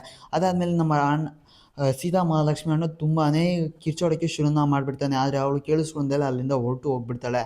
ಅದಾದಮೇಲೆ ಕಾಶ್ಮೀರಕ್ಕೆ ಬರುತ್ತೆ. ಇಲ್ಲಿ ಮತ್ತೆ ಪೈರೇಡನ್ನು ಮಾಡ್ತಾ ಇರಬೇಕಾದ್ರೆ ನಮ್ಮ ರಾಮ್ನ ಯಾರೋ ಹುಡ್ಕೊಂಡು ಬಂದಿದ್ದಾರೆ. ಅದು ಬೇರೆ ಯಾರೋ ಅಲ್ಲ, ನಮ್ಮ ಸೀತಾ ಮಹಾಲಕ್ಷ್ಮಿನೇ ಹುಡ್ಕೊಂಡು ಬಂದಿರೋದು. ಅದನ್ನ ನೋಡ್ತಿದ್ದಂಗೆ ನಮ್ಮ ರಾಮು ಸಿಕ್ಕಾಪಟ್ಟೆ ಓಡೋಕ್ಕೆ ಶುರುನ ಮಾಡ್ತಾನೆ. ಎದ್ನೋ ಬಿದ್ನೋ ಅಂತ ಓಡಿಬಿಟ್ಟು ನಮ್ಮ ಸೀತಂತಕ್ಕೆ ಹೋಗಿ ನಿಂತ್ಕೊತಾನೆ. ನಾನು ಇನ್ಮೇಲಿಂದ ಅನಾಥ ಅಲ್ಲ ಅಲ್ವಾ ಅಂತ ಹೇಳ್ತಾನೆ ಕೂಡ. ಅದು ಇಲ್ಲ ಒಂದು ಸಾಂಗ್ ಇದೆ, ತುಂಬಾ ಚೆನ್ನಾಗಿದೆ ಈ ಸಾಂಗು ಅಂತ ಹೇಳ್ತೀನಿ ಕೂಡ. ತುಂಬ ಅಂದರೆ ತುಂಬಾ ಚೆನ್ನಾಗಿದೆ. ಇದೆಲ್ಲ ಆದಮೇಲೆ ನಮ್ಮ ಬಾಲಾಜಿ ಇದ್ದ ಅಲ್ವಾ, ಬಾಲಾಜಿ ಹೇಳ್ತಾ ಇದ್ದೀನಿ, ಸೀತಾ ಅಂತವ್ರು ಬರೀ ಪುರಾಣದಲ್ಲಿ ಮಾತ್ರನೇ ಸಿಕ್ಕೋದು, ನಿಜ ಜೀವನದಲ್ಲಿ ಯಾವುದೇ ಕಾರಣಕ್ಕೂ ಸಿಕ್ಕೋದಿಲ್ಲ ಅಂತ ಹೇಳ್ತಾ ಇದ್ದಾನೆ. ಅವಾಗ ನಮ್ಮ ರೇಖಾನು ಹೇಳ್ತಾ ಇದ್ದಾಳೆ, ನಾವು ಅಂದ್ಕೊಂಡಂಗೆ ಎಲ್ಲ ಆಗಿದ್ದಿದ್ರೆ ನೀವು ನನ್ನ ಹುಡ್ಕೊಂಡು ಬರ್ತಾ ಇರಲಿಲ್ಲ ಅಂತ ಹೇಳ್ತಾ ಇದ್ದಾಳೆ. ಹಂಗಾದರೆ ಬೇರೆ ಏನೋ ಆಗಿದೆ. ಈಗ ನಮ್ಮ ರೇಖಾನ ಯಾರು ಸಹ ಅಲ್ಲಿಂದ ಕರ್ಕೊಂಡು ಹೋಗ್ಬಿಡ್ತಾರೆ. ಅವ್ರನ್ನ ಕರ್ಕೊಂಡು ಹೋಗ್ತಾ ಇರಬೇಕಾದ್ರೆ ನಮ್ಮ ಅಫ್ರೀನ್ ಕೇಳ್ತಾರೆ, ಅವರು ಸೀತಾ ಮಹಾಲಕ್ಷ್ಮಿ ಈಗ ಎಲ್ಲಿದ್ದಾರೆ ಅಂತ. ಅವಾಗ ಅವಳು ಲಂಡನ್ನಲ್ಲಿದ್ದಾಳೆ ಅಂತ ಹೇಳ್ತಾಳೆ. ಆವಾಗ ನಮ್ಮ ಅಫ್ರೀನ್ ಇದ್ದವಳು ಲಂಡನ್ಗೆ ಫೋನನ್ನು ಮಾಡ್ತಾಳೆ. ಫೋನನ್ನು ಮಾಡಿಬಿಟ್ಟು ನೂರ್ಜಹಾನ್ ಇದ್ದಾರಾ ಅಂತ ಕೇಳ್ತಾಳೆ. ಅದಕ್ಕೆ ಇಲ್ಲ ಅವರು ಕಾಶ್ಮೀರಿಗೆ ಹೋಗ್ತಾರೆ, ಇದೇ ಟೈಮಲ್ಲಿ ಯಾವುದೋ ಸಹ ಕಾಶ್ಮೀರಿಗೆ ಹೋಗ್ತಾ ಇರ್ತಾರೆ ಅಂತ ಹೇಳ್ತಾಳೆ. ಅದಾದಮೇಲೆ ಸೀನ್ ಸಹ ಅಲ್ಲಿಗೆ ಕಟ್ ಆಗಿಬಿಟ್ಟು ನಮ್ಮ ವಿಷ್ಣು ಸರು ಇವರಿದ್ದಂಥ ಒಂದು ರೆಸಾರ್ಟ್ಗೆ ಬರ್ತಾರೆ. ರೆಸಾರ್ಟ್ಗೆ ಬಂದು ತುಂಬಾ ಹುಡುಕ್ತಾನೆ, ಆದರೆ ಏನು ಸಹ ಸಿಕ್ಕೋದಿಲ್ಲ. ಆದರೆ ಒಂದು ಪೇಪರ್ ಮಾತ್ರ ಸಿಕ್ಬಿಡುತ್ತೆ, ಅದರಲ್ಲಿ ಏನೂ ಸಹ ಇನ್ಫಾರ್ಮೇಷನ್ ಇರುತ್ತೆ. ಅದಾದಮೇಲೆ ನಮ್ಮ ಬಾಲಾಜಿ ಮತ್ತು ಅಫ್ರೀನು ಕಾಶ್ಮೀರಿಗೆ ಹೊರಡೋಕ್ಕೆ ಸಿದ್ಧವನ್ನು ಮಾಡ್ಕೋತಾರೆ. ಕಾಶ್ಮೀರ್ಗೂ ಸಹ ಬರ್ತಾರೆ. ಆದ್ರೆ ಕಾಶ್ಮೀರಿಗೆ ಬಂದಂಥವ್ರು ಇಲ್ಲಿ ಸೋಲ್ಜರ್ಸ್ ಕೈಗೆ ಸಿಗಾಕೊತಾರೆ. ನಮ್ಮ ಅಫ್ರೀನನ್ನು ನೀನೊಬ್ಬಳು ಟೆರರಿಸ್ಟ್ ಅಂತ ಹೇಳ್ಬಿಟ್ಟು ಕರ್ಕೊಂಡೋಗ್ಬಿಡ್ತಾರೆ. ಆದರೆ ನಮ್ಮ ಬಾಲಾಜಿ ಇಳಿಯೋದು ಸ್ವಲ್ಪ ತಡ ಆಗಿದ್ದರಿಂದ ಬಾಲಾಜಿನ ಅಲ್ಲೇ ಬಿಟ್ಬಿಟ್ಟು ಬರೀ ಅಫ್ರೀನನ್ನು ಮಾತ್ರನೇ ಕರ್ಕೊಂಡೋಗ್ತಾರೆ. ಅದರಲ್ಲೂ ಲೆಟರ್ ಇವನ ಹತ್ರನೇ ಇರುತ್ತೆ, ಹಂಗಾಗಿ ತಪ್ಪಿಸ್ಕೊತಾರೆ ಕೂಡ. ಈಗ ನಮ್ಮ ಅಫ್ರೀನನ್ನು ಕರ್ಕೊಂಡು ಬಂದವರು ತುಂಬ ಇನ್ವೆಸ್ಟಿಗೇಷನನ್ನು ಮಾಡ್ತಾಯಿದ್ದಾರೆ. ನಿನಗೂ ಆ ಲೆಟರ್ಗೂ ಏನು ಸಂಬಂಧ, ಆ ರಾಮ್ ಒಬ್ಬ ಟ್ರೇಟರ್, ಅವನೊಬ್ಬ ದೇಶದ್ರೋಹಿ, ಅವನಿಗೂ ನಿಂಗೂ ಏನು ಸಂಬಂಧ ಅಂತ ತುಂಬಾ ಪ್ರಶ್ನೆಯನ್ನು ಕೇಳ್ತಾ ಇದ್ದಾನೆ ಒಬ್ಬ ಆಫೀಸರು. ಅಲ್ಲಿಗೆ ನಮ್ಮ ವಿಷ್ಣು ಸರ್ ಸಹ ಬರ್ತಾರೆ. ಇವರು ತುಂಬಾ ಒಳ್ಳೆ ರೀತಿ ಮಾತಾಡ್ತಾರೆ. ನಾನು ತುಂಬಾ ಇನ್ಫಾರ್ಮೇಷನ್ನ ಹುಡುಕಿದ್ದೀನಿ, ಇದೇನು ಸಹ ಪ್ರಾಬ್ಲಮ್ ಇಲ್ಲ, ನೀವೆಲ್ಲ ಆಚೆ ಹೋಗಿ ಅಂತ ಕಳಿಸ್ಬಿಡ್ತಾನೆ. ಅದಾದಮೇಲೆ ನಮ್ಮ ವಿಷ್ಣು ಸರ್ ಹೇಳೋಕ್ಕೆ ಶುರುನ ಮಾಡ್ತಾನೆ ಕೂಡ, ರಾಮ್ ಒಬ್ಬ ಟ್ರೇಟರ್ ಅಂದ್ರ ಒಬ್ಬ ದೇಶದ್ರೋಹಿ ಅಲ್ಲ, ಅವನೊಬ್ಬ ತುಂಬಾ ಒಳ್ಳೆಯ ವ್ಯಕ್ತಿ, ಅಷ್ಟಕ್ಕೂ ಏನು ನಡೀತು ಅಂತ ಹೇಳೋ ಅವಶ್ಯಕತೆ ನಿನಗಿಲ್ಲ ಅಂತ ಹೇಳ್ತಾ ಇರ್ಬೇಕಾದ್ರೆ ಮತ್ತೆ ಫ್ಲ್ಯಾಶ್ ಬ್ಯಾಕಿಗೆ ಹೋಗುತ್ತೆ ಕತೆ. ಇಲ್ಲಿ ನಮ್ಮ ವಿಷ್ಣು ಸರ್ ಅವನ ಹೆಂಡ್ತಿನ ಕರ್ಕೊಂಡು ಒಂದು ರೆಸಾರ್ಟ್ಗೆ ಬಂದಿರ್ತಾನೆ. ಅಲ್ಲಿಗೆ ನಮ್ಮ ರಾಮ್ ಸಹ ಬರ್ತಾನೆ ಕೂಡ. ಹಿಂಗೆ ಬಂದವನು ಮಾತಾಡೋಕ್ಕೆ ಶುರುನ ಮಾಡ್ತಾನೆ. ಅವಾಗ ಅವನ ಹೆಂಡ್ತಿ ವೈದೇಹಿ ಹೇಳ್ತಾಳೆ, ನಿಮ್ಮ ಬಗ್ಗೆ ಮಾತಾಡದೇ ಇರೋ ದಿಸನೇ ಇಲ್ಲ ನಮ್ಮ ಹಸ್ಬೆಂಡು ಅಂತ ಹೇಳ್ತಾ ಇರಬೇಕಾದ್ರೆ ಈಗೇನು ನೋಡ್ತಿದ್ದಂಗೆ ಒಬ್ಬ ಗನ್ನನ್ನು ತೊಗೊಂಡ್ಬಂದು ಏಮನ್ನ ಮಾಡಿಬಿಡ್ತಾನೆ. ಇವನ ಹೆಸರು ರಜೂಲ್ ಅಂತ. ಇವನೇನೆ ಆ ಟೆರರಿಸ್ಟ್ ಕ್ಯಾಂಪ್ನ ಒಬ್ಬ ಲೀಡರ್ ಅಂತ ಹೇಳ್ಬೋದು, ಅಂದರೆ ಮೇಜರ್ ಅಂತ ಹೇಳ್ಬೋದು. ಹೀಗೆ ನೋಡ್ತಿದ್ದಂಗೆ ನಮ್ಮ ವಿಷ್ಣು ಸರ್ ಅವನ್ನ ಹಿಡಿದು ಮಂಗಿಸ್ಬಿಟ್ಟು ಅರೆಸ್ಟನ್ನು ಮಾಡಿಬಿಡ್ತಾರೆ, ಅಂದರೆ ಕಂಟ್ರೋಲ್ಗೆ ತಗೊತಾರೆ ಕೂಡ. ಆದರೆ ಹೇಗೆ ಬಾಯ್ ಬಿಡಿಸ್ಬೇಕು ಅಂತ ಗೊತ್ತಿಲ್ಲದಲೇ ಒಂದು ಪ್ಲ್ಯಾನನ್ನು ಮಾಡ್ತಾರೆ. ಅದೇನಪ್ಪ ಅಂದರೆ ನಮ್ಮ ವಿಷ್ಣು ಸರ್ ಹೋಗ್ಬಿಟ್ಟು ಅವನಿಗೆ ಹೊಡೆಯೋದು, ಆದರೆ ರಾಮ್ ಬಂದು ತಡೆಯೋದು ಅಂತ ಹೇಳ್ಬಿಟ್ಟು. ಈಗೇನೋ ಮಾಡಿದರೆ ಅವನಿಗೆ ನಂಬಿಕೆ ಬರುತ್ತೆ ಅಲ್ವಾ ರಾಮ್ ಮೇಲೆ, ಅವಾಗ ಎಲ್ಲ ಸಹ ಹೇಳ್ತಾನೆ ಅಲ್ವಾ ಅಂತ ಹೇಳ್ಬಿಟ್ಟು ನಮ್ಮ ರಾಮು ಅದೊಂದು ಪ್ಲ್ಯಾನನ್ನು ಮಾಡಿರ್ತಾನೆ ಕೂಡ. ಇದು ಅವ್ನಿಗೆ ಗೊತ್ತಿರೋದಿಲ್ಲ, ಅಂದರೆ ರಜೂಲ್ಗೆ ಗೊತ್ತಿರೋದಿಲ್ಲ. ಈಗೇನೇ ಪ್ಲ್ಯಾನನ್ನು ಮಾಡಿಬಿಟ್ಟು ಅದು ಸಕ್ಸಸ್ ಕೂಡ ಆಗಿಬಿಡುತ್ತೆ. ಅದಾದಮೇಲೆ ನಮ್ಮ ರಾಮ್ಗೆ ರಜೂಲ್ ಎಲ್ಲವನ್ನು ಸಹ ಹೇಳೋದಕ್ಕೆ ಶುರುನ ಮಾಡ್ತಾನೆ ಕೂಡ. ಅವನಿಗೆ ಕಾಲಿಗೆ ಹಾಕಿದ್ದಂಥ ಚೈನನ್ನು ಬಿಡಿಸ್ತಾನೆ. ಎಲ್ಲನೂ ಸಹ ನೀಟಾಗಿ ಮಾಡ್ತಾ ಇರಬೇಕಾದ್ರೆ ನಮ್ಮ ರಾಮ್ ಕೇಳ್ತಾನೆ, ನೀನು ಒಬ್ಬ ಟೆರರಿಸ್ಟಾ ಅಂತ ಹೇಳ್ಬಿಟ್ಟು ಒಂದು ಫೋಟೋವನ್ನು ಕೊಡ್ತಾನೆ. ಅಷ್ಟಕ್ಕೂ ಇದನ್ನ ಕ್ರಿಯೇಟ್ ಮಾಡಿರೋದು ಇಷ್ಟರಲ್ಲೇ ಯಾರು ಅಂತ ಕೇಳ್ತಾನೆ. ಆವಾಗ ಇವನಿದಾನಲ್ವ, ಇವನೇ ಅನ್ಸಾರಿ, ಇವನೇ ನಮ್ಮನ್ನು ಕರ್ಕೊಂಡು ಬಂದು ಟೆರರಿಸ್ಟ್ ಗ್ರೂಪಿಗೆ ಜಾಯ್ನನ್ನು ಮಾಡಿದ್ದು ಕೂಡ ಅಂತ ಹೇಳ್ತಾನೆ. ಅದರಲ್ಲೂ ಇದರಲ್ಲಿರೋವಂಥ ಎಲ್ಲರೂ ಸಹ ಟೆರರಿಸ್ಟೇನೆ ಅಂತ ನಮ್ಮ ರಾಮ್ ಕೇಳ್ತಿರ್ಬೇಕಾದ್ರೆ, ಹೌದು ಎಲ್ಲರೂ ಸಹ ಟೆರರಿಸ್ಟೇನೆ, ಆದರೆ ಅದರಲ್ಲಿ ತುಂಬ ಜನನ ನಿಮ್ಮ ಕಡೆನೇ ಸಾಯಿಸ್ಬಿಟ್ಟಿದ್ದೀರಾ ಅಂತ ಹೇಳ್ತಾನೆ. ಈ ಅನ್ಸಾರಿನೇ ಇದನ್ನೆಲ್ಲ ಮಾಡ್ತಿರೋದು ಅನ್ನೋದು ನಮ್ಮ ರಾಮ್ಗೆ ಗೊತ್ತಾಗುತ್ತೆ. ಅದೆಲ್ಲ ಆದಮೇಲೆ ಎಲ್ಲ ಆಫೀಸರ್ಸ್ ಸಹ ಅನ್ಸಾರಿನ ಸಾಯಿಸಬೇಕು, ಅವನ ದೇಶಕ್ಕೆ ಹೋಗಿ ಸಾಯಿಸಬೇಕು ಅಂತ ಶುರುನ ಮಾಡ್ತಾನೆ. ಈಗಲೇ ನಮ್ಮ ಬ್ರಿಗೇಡಿಯರ್ ಯಾದವ್ ಅನ್ನೋರು ಒಬ್ಬರು ಎಂಟ್ರಿಯನ್ನು ತೊಗೋತಾರೆ ಕೂಡ. ಇವರು ಬಂದು ತುಂಬಾ ಹೇಳೋಕ್ಕೆ ಶುರುನ ಮಾಡ್ತಾರೆ, ನೀವು ಅಲ್ಲಿಗೆ ಹೋಗೋದು ತುಂಬಾ ಅಪಾಯಕಾರಿ, ಅಕಸ್ಮಾತ್ ಹೋದ್ರೂ ಸಹ ವಾಪಸ್ ಬೇಗನೆ ಬರಬೇಕು ಕೂಡ. ಸರಿ, ನೀವು ಅನ್ಸಾರಿನ ಸಾಯಿಸ್ತೀರಾ ಅಂತ ಇಟ್ಕೊಳ್ಳಿ, ಅನ್ಸಾರಿನ ಸಾಯಿಸಿದ ಮೇಲೆ ನೀವು ಜಾಸ್ತಿ ಹೊತ್ತು ಅಲ್ಲಿ ಇರೋಂಗಿಲ್ಲ. ಆ ಕೆಲಸ ಆಗ್ತಿದ್ದಂಗೆ ನೀವು ವಾಪಸ್ ಬಂದುಬಿಡಬೇಕು, ಆದಷ್ಟು ಬೇಗನೆ ಹೊರಡಬೇಕು ಕೂಡ. ಅದರಲ್ಲೂ ನೀವೇನಾದರೂ ಸಿಕ್ಕಾಕೊಂಡ್ರೆ ನಿಮ್ಮನ್ನು ಕ್ರೂರವಾಗಿ ಹಿಂಸೆ ಕೊಟ್ಟು ಸಾಯಿಸ್ತಾರೆ ನಿಮ್ಮನ್ನು ಅಲ್ಲೇ. ತುಂಬಾ ಯೋಚನೆಯನ್ನು ಮಾಡಿಬಿಟ್ಟು ನೀವೊಂದು ಡಿಸಿಷನನ್ನು ತಗೊಳ್ಳಿ ಅಂತ ಹೇಳ್ತಾ ಇದ್ದಾನೆ. ಹೇಗೆ ಕ್ರೂರವಾಗಿ ಸಾಯಿಸ್ತಾನೆ ಅನ್ನೋ ಒಂದು ಲೆಟರಲ್ಲಿ, ಅಂದರೆ ಫೋಟೋದಲ್ಲಿ ತೋರಿಸಿದ್ದಾರೆ. ಅದರಲ್ಲಿ ತುಂಬಾ ಕ್ರೂರವಾಗಿ ಸಾಯಿಸೋದನ್ನು ತೋರಿಸ್ತಿದ್ದಾರೆ. ಅಂದರೆ ಪಾಕಿಸ್ತಾನದವರು ಇದೇ ರೀತಿಯೇ ಸಾಯಿಸೋದು ಕೂಡ. ನೀವು ಇದನ್ನೆಲ್ಲ ನೋಡಿದ ಮೇಲೆ ಓಡೋದಕ್ಕೆ ರೆಡಿ ಇದ್ದೀವಿ ಅಂದರೆ ಜೈ ಹೋ ಅಂತ ಅನ್ನಿ, ಓಕೆ ಸರ್ ಅಂತ ಎಲ್ಲರೂ ಸಹ ಅಂತಾರೆ ಕೂಡ. ಅದಾದಮೇಲೆ ಈಗಿನ ಫೋಟೋವನ್ನು ತೆಗೆಸ್ಕೊಬೇಕಾದ್ರೆ ವಿಷ್ಣು ಸರ್ ಕೇಳ್ತಾನೆ, ನಿಮಗೆ ತುಂಬ ಭಯ ಆಗ್ತಾ ಇದೆಯಾ ಅಂತ ಕೇಳ್ತಾ ಇರಬೇಕಾದ್ರೆ, ಮುಂಚೆ ಇರಲಿಲ್ಲ, ಈಗ ಸೀತಾ ಬಗ್ಗೆ ಅಂತ ಹೇಳ್ತಾನೆ. ಇಲ್ಲಿ ನಮ್ಮ ಸೀತಾ ಅವಳ ಫ್ರೆಂಡ್ ರೇಖಾ ಅದನ್ನ ಹತ್ರ ಮಾತಾಡ್ತಾ ಇದ್ದಾಳೆ. ರೇಖಾ ಹೇಳ್ತಾ ಇದ್ದಾಳೆ, ಈಗಲಾದರೂ ನಿಜ ಹೇಳು, ಸುಮ್ಮನೆ ಯಾಕೆ ಅವನ ಹೃದಯದ ಜೊತೆ ಆಟ ಆಡ್ತೀಯಾ ಅಂತ ಹೇಳ್ತಾ ಇದ್ದಾಳೆ. ಅದಕ್ಕೆ ನಾನು ಸಹ ಇವತ್ತು ನಿಜವನ್ನು ಹೇಳಬೇಕು ಅಂತಲೇ ಇದ್ದೀನಿ, ಆದರೆ ಏನಾಗುತ್ತೋ ಗೊತ್ತಿಲ್ಲ, ಅವರಿನ್ನೂ ಸಹ ಬಂದಿಲ್ಲ, ಬಂದಿದ ತಕ್ಷಣ ಹೇಳಬೇಕು ಅಂತ ಇದ್ದೀನಿ ಅಂತ ಹೇಳ್ಬಿಟ್ಟು ಫೋನ್ ಕಟ್ ಮಾಡಿಬಿಡ್ತಾಳೆ. ಅದಾದಮೇಲೆ ನಮ್ಮ ರಾಮ್ ಸಹ ಬರ್ತಿದ್ದಂಗೆ, ನಾನು ನಿಮಗೆ ಒಂದು ವಿಷಯವನ್ನು ಹೇಳಬೇಕು ಅಂತ ಇಬ್ಬರು ಸಹ ಒಟ್ಟಿಗೆ ಹೇಳ್ತಾನೆ. ಆವಾಗ ಆ ವಿಷಯವನ್ನು ಕೇಳಿದ್ದಂಗೆ ನಮ್ಮ ಸೀತಾಗೆ ತುಂಬಾ ಡಿಪ್ರೆಷನ್ಗೆ ಹೋಗ್ಬಿಡ್ತಾಳೆ. ನಿನಗೆ ತುಂಬ ಭಯ ಆಗ್ತಾ ಇದೆಯಾ ಅಂತ ಕೇಳ್ತಾನೆ ನಮ್ಮ ರಾಮು. ಹೌದು ಅಂತ ನಮ್ಮ ಸೀತಾನು ಸಹ ಹೇಳ್ತಾಳೆ ಕೂಡ. ನಾನು ಮುಂಚೆ ಹಿಂಗಿರಲಿಲ್ಲ, ಏನು ಬೇಕಾದರೂ ಆಗಲಿ, ಏಕೆಂದರೆ ಒಬ್ಬ ಅನಾಥ ಅಂತ ನಾನು ಸಹ ಧೈರ್ಯವನ್ನು ಮಾಡ್ತಿದ್ದೆ, ಆದರೆ ಈಗ ನೀನು ಜೊತೆಗಿದೆಯಾ ಅನ್ನೋದೇ ನನಗೆ ಭಯ ಅಂತ ಹೇಳ್ತಾನೆ. ಏನು ಮಾಡುತ್ತಿದ್ರು, ಈಗೇನೆ ನನ್ನ ಒಂದು ಮಣ್ಣಿನ ಗುಂಡಿ ಹಾಕಿ ಮುಚ್ಚಾಕ್ಬಿಟ್ಟಿರೋರು ಅಷ್ಟೇ. ಆದರೆ ಈಗ ನೀನು ನನ್ನ ಜೊತೆ ಇರೋದು ನನಗೆ ತುಂಬಾ ಭಯವನ್ನು ತರಿಸ್ತಾ ಇದೆ ಅಂತ ಹೇಳ್ಬಿಟ್ಟು ಇಬ್ಬರು ಸಹ ಹತ್ರಕ್ಕೆ ಬಂದು ಅಳೋಕ್ಕೆ ಶುರುವನ್ನು ಮಾಡಿಬಿಡ್ತಾರೆ. ಇದೊಂದು ಸೀನ್ ಮಾತ್ರ ಐಕಾನಿಕ್ ಆಗಿದೆ ಅಂತ ಹೇಳ್ಬೋದು. ಹಂಗೇನೆ ನೋಡ್ತಿದ್ದಂಗೆ ಆ ಬಾಟೊಬ್ಳಕ್ಕೇನೆ ಬಿದ್ದುಬಿಡ್ತಾರೆ ಇಬ್ಬರೂ ಕೂಡ. ಹಿಂಗೇನೆ ಬಿದ್ದಂಥ ಟೈಮ್ನಲ್ಲಿ ಅವನಲ್ಲಿದ್ದಂಥ ಒಂದು ಬ್ಯಾಡ್ಜ್ ಕಿತ್ಕೊಂಡು ಆ ನೀರೊಳಗೆ ಬಿದ್ದೋಗ್ಬಿಡುತ್ತೆ. ಅದಾದಮೇಲೆ ಎದ್ಬಿಡ್ತಾರೆ. ನಾನು ಬರೋ ತನಕ ಕಾಯ್ತಾಯಿರು, ನಾನು ಆದಷ್ಟು ಬೇಗ ಬಂದೇ ಬರ್ತೀನಿ ಅಂತ ಹೇಳ್ತಾ ಇದ್ದಾಳೆ ಕೂಡ ನಮ್ಮ ರಾಮು. ಅದಾದಮೇಲೆ ನಮ್ಮ ರಾಮ್ ಇದ್ದ ಅಲ್ವಾ, ಅವನು ಸಹ ಯುದ್ಧಕ್ಕೆ ಹೊರಡೋಕ್ಕೆ ಶುರುವನ್ನು ಮಾಡ್ತಾನೆ ಕೂಡ. ಆದರೆ ನಮ್ಮ ಸೀತೆಗೆ ಅವನನ್ನು ಕಳಿಸ್ಕೊಡೋಕ್ಕೆ ಇಷ್ಟ ಇರೋದಿಲ್ಲ. ಹೀಗೇನೆ ಈ ನಮ್ಮ ರಾಮು ಏನನ್ನು ಸಹ ಹುಡುಕ್ತಾ ಇದ್ದಾನೆ ಹೋಗೋದಕ್ಕೆ. ಅದು ಬೇರೆ ಏನೂ ಅಲ್ಲ, ಬ್ಯಾಡ್ಜ್ ಬಿದ್ದೋಗಿತ್ತಲ್ಲ, ಆ ಬ್ಯಾಡ್ಜನ್ನೇ ಹುಡುಕ್ತಾ ಇರೋದು. ಆವಾಗ ನಮ್ಮ ಸೀತೆಗೆ ಅದು ಸಿಗುತ್ತೆ. ಅದನ್ನ ತಗೊಂಡು ಅವಳು ಕೊಡೋದಕ್ಕೆ ಅಂತ ಬರ್ತಾಳೆ. ಆದರೆ ನಮ್ಮ ರಾಮು ಸಹ ಬ್ಯಾಡ್ಜನ್ನು ಬೇಡ ಅಂತ ಹೇಳ್ಬಿಟ್ಟು ಓಡೋಕ್ಕೆ ಶುರುನ ಮಾಡ್ಕೊತಾನೆ. ಗನ್ನನ್ನು ತಗೊಂಡು ಎಲ್ಲರೂ ಸಹ ಓಡ್ತಾರೆ ಕೂಡ. ಆದರೆ ನಮ್ಮ ಸೀತಾ ಇದ್ದವಳು ಹುಡುಕೊಂಡು ಬಂದುಬಿಟ್ಟು ರಾಮ್ ಅಂತ ಜೋರಾಗಿ ಕೂಗ್ಬಿಟ್ಟು ಆ ಬ್ಯಾಡ್ಜನ್ನು ಕೊಡೋದಕ್ಕೆ ಅವನ ಹತ್ರಕ್ಕೆ ಕರೀತಾಳೆ. ಇದು ನೀವು ಒಣಗೋ ಅಷ್ಟರಲ್ಲಿ ನೀವು ನನ್ನ ಹತ್ರಕ್ಕೆ ವಾಪಸ್ ಬರಬೇಕು ಪ್ಲೀಸ್ ಅಂತ ಹೇಳ್ಬಿಟ್ಟು ಆ ಬ್ಯಾಡ್ಜನ್ನು ಸಹ ಕೊಡ್ತಾಳೆ. ನಮ್ಮ ರಾಮ್ಗೆ ಸಹ ಹೋಗೋಕ್ಕೆ ಇಷ್ಟ ಇಲ್ಲ, ಆದರೂ ಸಹ ಹೋಗಬೇಕಾದಂಥ ಪರಿಸ್ಥಿತಿ. ಹಿಂಗೇನೆ ಹುಡ್ಕೊಂಡು ಅಲ್ಕೊಂಡು ಹೋಗ್ತಾರೆ ಕೂಡ. ಹಿಂಗೇನೆ ಅಲ್ಕೊಂಡು ಬರ್ತಾ ಇರಬೇಕಾದ್ರೆ ಅವರಿಗೆ ಪಾಕಿಸ್ತಾನ ಸಿಕ್ಬಿಡುತ್ತೆ. ಪಾಕಿಸ್ತಾನದಲ್ಲಿ ಇದ್ದಂಥ ಒಬ್ಬ ದನ ಮೇಯಿಸ್ತಾ ಇದ್ದಂಥ ಒಬ್ಬ ಹುಡುಗನ್ನ ಸಾಯಿಸ್ಬಿಟ್ಟು ಅಲ್ಲಿ ಕತ್ತೆಗಳನ್ನು ಮೇಯಿಸೋದಕ್ಕೆ ಶುರುವನ್ನು ಮಾಡ್ತಾರೆ. ಅಂದರೆ ಮಾಮೂಲಿ ಮುಸ್ಲಿಮ್ಸ್ ಥರ ಇವರು ಅಲ್ಲಿಂದ ಓಡೋದಕ್ಕೆ ಶುರುವನ್ನು ಮಾಡ್ತಾರೆ. ಆದರೆ ನಮ್ಮ ರಾಮ್ಗೆ ಬ್ಯಾಡ್ ಮೇಲೆ ಕಣ್ಣಿರುತ್ತೆ ಕೂಡ. ಹಿಂಗೇನೆ ಅಲ್ಕೊಂಡು ಪಾಕಿಸ್ತಾನದ ಒಳಗೆ ಎಂಟರನ್ನು ತಗೋತಾರೆ ಕೂಡ. ಇಲ್ಲಿ ಕತ್ತೆಗಳನ್ನು ಮೇಯಿಸಿದ ಮಾಮೂಲಿ ಮುಸ್ಲಿಮ್ಸ್ಗೆ ಆದಂಥ ನಮ್ಮ ರಾಮ್ ಮತ್ತು ಬೆಟಾಲಿಯಮ್ಮು ಅನ್ಸಾರಿ ಇದ್ದಂಥ ಜಾಗವನ್ನು ಹುಡ್ಕೋಕ್ಕೆ ಶುರುವನ್ನು ಮಾಡ್ತಾರೆ. ಅಲ್ಲಿರುವಂಥ ಮರಗಳನ್ನು ಸುಡ್ತಾರೆ.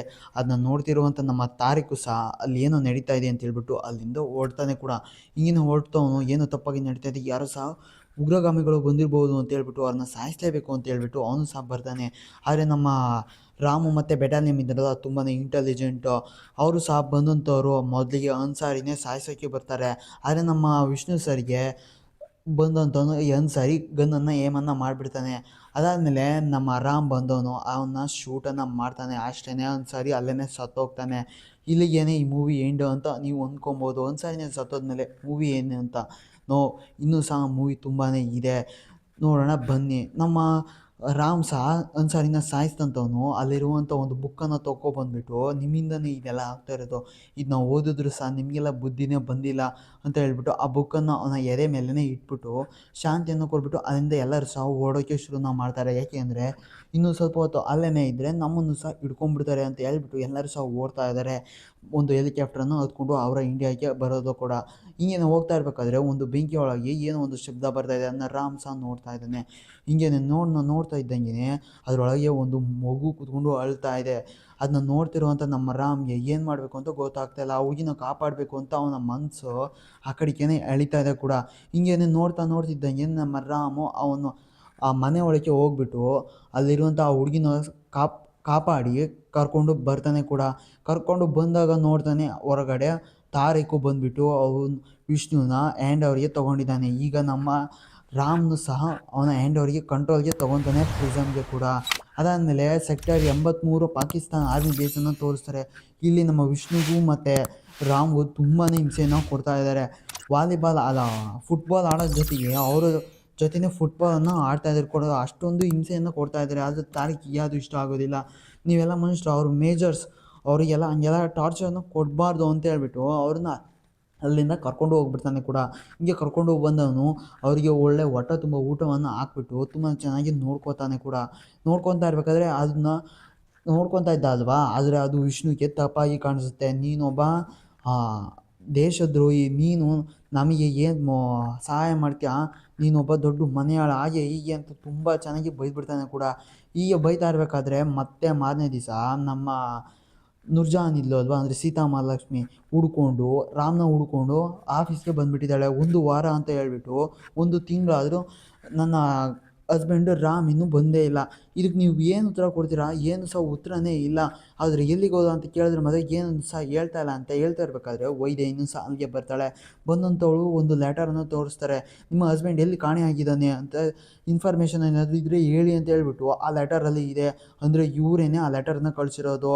ಈಗ ಬಂದು ಕೇಳ್ತಾ ಇದ್ದಾಳೆ, ನೀವೇ ತಾನೇ ಕರ್ಕೊಂಡು ಹೋಗಿದ್ದು ನನ್ನ ಹಸ್ಬೆಂಡ್ನ, ಈಗ ಕೇಳಿದ್ರೆ ನನ್ನನ್ನೇ ಎಲ್ಲಿ ಅಂತ ಕೇಳಿದ್ರೆ ನಾನು ಏನು ಹೇಳಬೇಕು ಅಂತ ಹೇಳ್ಬಿಟ್ಟು ನನಗೆ ಗೊತ್ತು ಹೇಗೆ ಏನು ಮಾಡಬೇಕು ಅಂತ ಹೇಳ್ಬಿಟ್ಟು ಅಲ್ಲಿಂದ ಇಬ್ಬರು ಸಾವು ಹೊರಟು ಹೋಗ್ಬಿಡ್ತಾರೆ ಕೂಡ. ಅದಾದಮೇಲೆ ಇನ್ನೊಂದು ಶಾಕಿಂಗ್ ನ್ಯೂಸ್ ಏನಪ್ಪ ಅಂದರೆ ನಮ್ಮ ರಾಮ್ ಮತ್ತು ವಿಷ್ಣು ಇದ್ದ ಅಲ್ವಾ, ಅವರು ಸತ್ತೋಗಿದ್ದಾರೆ ಅಂತ ಹೇಳ್ಬಿಟ್ಟು, ಪೂರ್ತಿಯಾಗಿ ಸತ್ಯ ಹೋಗಿದ್ದಾರೆ ಅಂತ ಹೇಳ್ಬಿಟ್ಟು ಪೇಪರಲ್ಲಿ ಸಹ ಬಂದುಬಿಟ್ಟಿದೆ. ಶ್ರದ್ಧಾಂಜಲಿ ಫೋಟೋ ಆಗಿಬಿಟ್ಟು ಅದನ್ನ ನೋಡಿದಂಥ ಇಬ್ಬರಿಗೂ ಸಹ ಶಾಕ್ ಆಗಿಬಿಡುತ್ತೆ. ಅದಾದಮೇಲೆ ನಮ್ಮ ನೂರ್ಜಾನ್ ಇಲ್ಲೋ ಅಲ್ವಾ, ಐಆರ್ ಆಫೀಸರ್ ಅದಕ್ಕೆ ಬರ್ತಾಳೆ, ಆದರೆ ಬ್ರಿಗೇಡಿಯರ್ ಯಾದವ್ ಅದಕ್ಕೆ ಬರ್ತಾಳೆ. ಅವನು ಸಹ ತುಂಬಾ ಮರ್ಯಾದೆಯನ್ನು ಕೊಟ್ಟು ಮಾತಾಡಿಸ್ತಾನೆ. ನಮ್ಮ ನೂರ್ಜಾನ್, ಪ್ರಿನ್ಸಸ್ ನೂರ್ಜಾನ್ ಬರ್ತಾ ಇದ್ದಾರೆ, ಈಗ ಹೆಲ್ಪ್ ಮಾಡಿ ಅಂತ ಫೋನ್ ಬಂದಿತ್ತು, ನೀವು ನೋಡಿದ್ರೆ ಇಲ್ಲೇ ಬರ್ತಾ ಇದ್ದೀರಾ ಅಂತ ಕೇಳ್ತಾನೆ.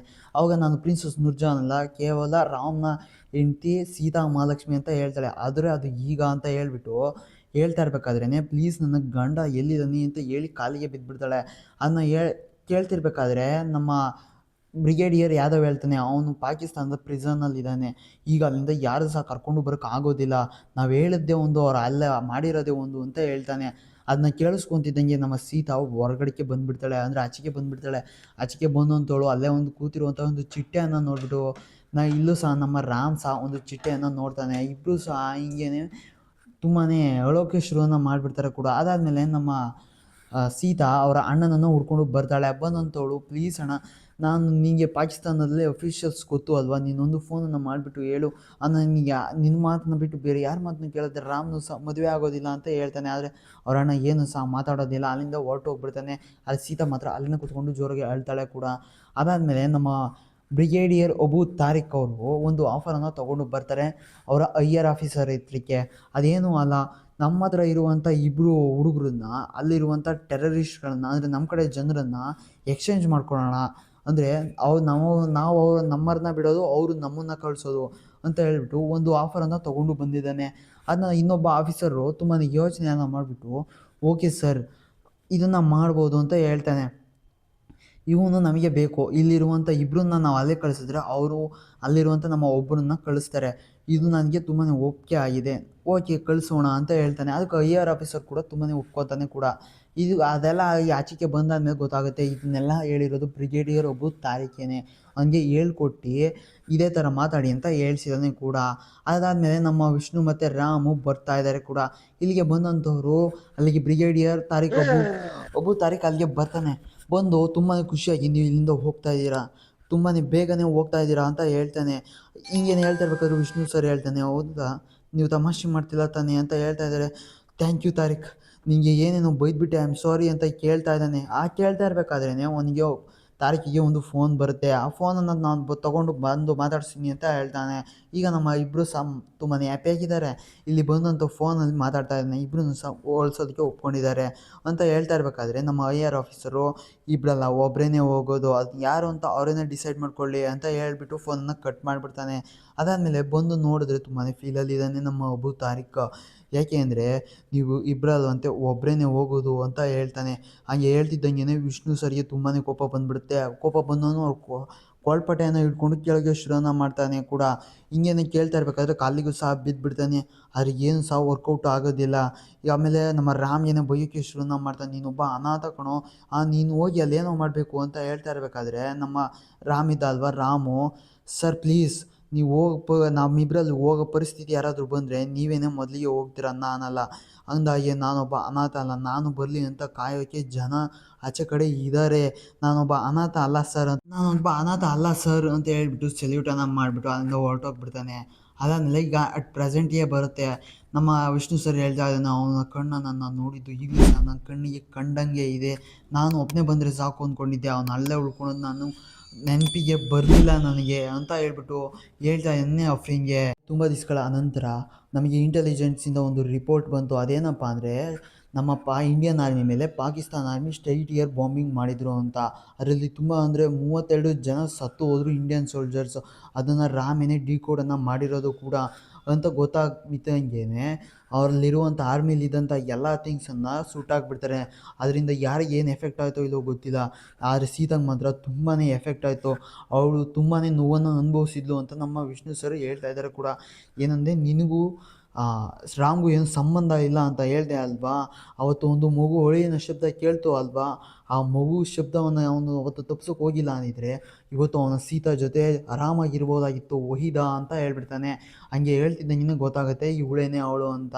ಅದು ಬೇರೆ ಯಾರೂ ಅಲ್ಲ ಅಫ್ರೀನೇ. ಅವಳು ಚಿಕ್ಕ ವಯಸ್ಸಿನ ಹೆಸರು ಬಂದುಬಿಟ್ಟು ವಹೀದಾ ಅಂತ ಹೇಳ್ಬಿಟ್ಟು. ಇದು ಅಲ್ದಾದಮೇಲೆ ಒಬ್ಬ ಆಫೀಸರ್ ಬಂದುಬಿಟ್ಟು, ಸರ್ ನೀವು ಡೆಲ್ಲೀಲಿ ಚಾರ್ಜನ್ನು ತೊಗೋಬೇಕು, ಆದಷ್ಟು ಬೇಗ ಹೊರಡಿ ಅಂತ ಹೇಳ್ತಾನೆ. ಆವಾಗ ನಮ್ಮ ಅಫ್ರೀನ್ ಇದ್ಲು ಅಲ್ವಾ, ಅಫ್ರೀನ್ನ ಕೇಳ್ತಾನೆ ವಿಷ್ಣು, ಆ ಲೆಟರನ್ನು ನನಗೆ ಕೊಡು, ನಾನು ತಲುಪಿಸ್ತೀನಿ ಅಂತ ಹೇಳ್ತಾ ಇರ್ಬೇಕಾದ್ರೆ ಅದು ಬಾಲಾಜಿ ಹತ್ರ ಇದೆ, ಸೀತಾಗೆ ತಲುಪಿಸೋಕ್ಕೆ ಹೋಗಿದ್ದಾನೆ ಅಂತ ಹೇಳ್ತಾನೆ. ಸೀತಾ ಇಲ್ಲೇ ಇದ್ದಾಳ ಅಂತ ನಮ್ಮ ವಿಷ್ಣು ಸಹ ಕೇಳ್ತಾನೆ ಕೂಡ.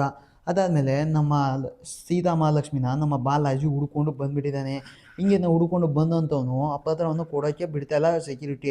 ಅದಾದಮೇಲೆ ಸೀತಾ ಮಹಾಲಕ್ಷ್ಮೀಜಿ, ರಾಮ್ ಅವ್ರು ಬರೆದಿರೋ ಲೆಟರು ನನ್ನ ಹತ್ರ ಇದೆ, ಇದಕ್ಕೋಸ್ಕರ ನೀವು 20 ವರ್ಷದಿಂದ ಕಾಯ್ತಾ ಇದ್ರಿ ಅಲ್ವಾ, ತೊಗೊಳ್ಳಿ ಅಂತ ಹೇಳ್ಬಿಟ್ಟು ಕೊಡ್ತಾನೆ. ಸೀತಾ ಕೂಡ ಅದನ್ನ ತುಂಬಾ ಎಮೋಷನಲ್ ಆಗಿ ಓಪನ್ ಮಾಡ್ತಾಳೆ. ಅವಳು ಕೊಟ್ಟಿದ್ದಂಥ ಬ್ಯಾಡ್ಜ್ ಸಹ ಒಣಗಿ ಹೋಗಿಬಿಟ್ಟಿದೆ. ಅದನ್ನ ನೋಡ್ತಾ ಅಳ್ತಾ ಆ ಪೇಪರನ್ನು ಅಂದರೆ ಆ ಲೆಟರನ್ನು ತೆಗೆದ್ಬಿಟ್ಟು ಓದೋಕ್ಕೆ ಶುರುವನ್ನು ಮಾಡ್ತಾಳೆ ಕೂಡ. ಹಿಂಗೆ ನಾವು ಓದ್ತಾ ಇರಬೇಕಾದ್ರೆ ನಮ್ಮ ರಾಮ್ ಅದರಲ್ಲಿ ತುಂಬಾ ಬರೆದಿದ್ದಾನೆ. ಅಂದರೆ ನೀನು ನಂಬಿರೋದು ಸುಳ್ಳು, ನೀನೇನು ಅಂದ್ಕೊಂಡಿದ್ಯೋ ಅದೇನೇ ಸತ್ಯ, ನಾನೊಬ್ಬ ಟ್ರೇಟರ್ ಅಲ್ಲ, ನಾನೊಬ್ಬ ದೇಶದ್ರೋಹಿ ಅಲ್ಲ ಅಂತ ಬರೆದಿದ್ದಾನೆ. ಆವಾಗಲೇ ನಮಗೆ ಗೊತ್ತಾಗೋದು ಇಲ್ಲಿನ ನಿಜವಾದ ಕತೆ. ಇಲ್ಲಿ ನಮ್ಮ ರಾಮ್ ಹತ್ರ ಅದೇ ಸ್ಟ್ರೈಟ್ ಇಯರ್ ಬಾಂಬಿಂಗ್ ಮಾಡಿದ್ರು ಅಲ್ವಾ, ಆ ಬಾಂಬಿನ ಡಿಕೋಡ್ಸನ್ನು ಕೇಳೋದಕ್ಕೆ ಒಬ್ಬ ಐಆರ್ ಆಫೀಸರ್ ಬಂದಿದ್ದಾನೆ. ಆದರೆ ಅದನ್ನು ಕೊಡೋದಕ್ಕೆ ರಾಮ್ ಒಪ್ಕೋತಾ ಇಲ್ಲ ಕೂಡ. ಹಿಂಗೇನೋ ಕೇಳ್ತಾ ಇರಬೇಕಾದ್ರೆ ತುಂಬಾ ಇಲ್ಲಿ ನಮ್ಮ ವಿಷ್ಣು ಸರ್ನ ಇನ್ನೊಬ್ಬ ಕೇಳ್ತಾ ಇದ್ದಾನೆ. ಅಲ್ಲಿ ಫೋಟೋನ ತೋರಿಸ್ಬಿಟ್ಟು ಬ್ಲ್ಯಾಕ್ ಮೇಲನ್ನು ಮಾಡ್ತಾ ಇದ್ದಾನೆ ಕೂಡ. ಅವ್ರ ಮನೆ ಫೋಟೋನ ತೋರಿಸ್ಬಿಟ್ಟು, ನಿನಗೆ ಮೊನ್ನೆ ತಾನೇ ಮುಸ್ತಫಾ ಅನ್ನೋ ಒಬ್ಬ ಮಗ ಹುಟ್ಟಿದ್ದಾನೆ, ಅವನ ನಾವು ಸಾಯಿಸಬಾರ್ದು ಅಂದರೆ ನೀನು ಡಿಕೋಡ್ಸನ್ನು ಹೇಳಬೇಕು ಅಂತ ಕೇಳ್ತಾ ಇದ್ದಾನೆ. ಇಲ್ಲಿ ನಮ್ಮ ರಾಮ್ನ ಐಆರ್ ಆಫೀಸರ್ ಕೇಳ್ತಾ ಇದ್ದಾನೆ. ಅಲ್ಲಿ ಕೇಳ್ತಾ ಇರಬೇಕಾದ್ರೆ ನಮ್ಮ ರಾಮು ಅವ್ನ ಮಕ್ಕಕ್ಕೇನೋ ಉಗಿದ್ಬಿಡ್ತಾನೆ.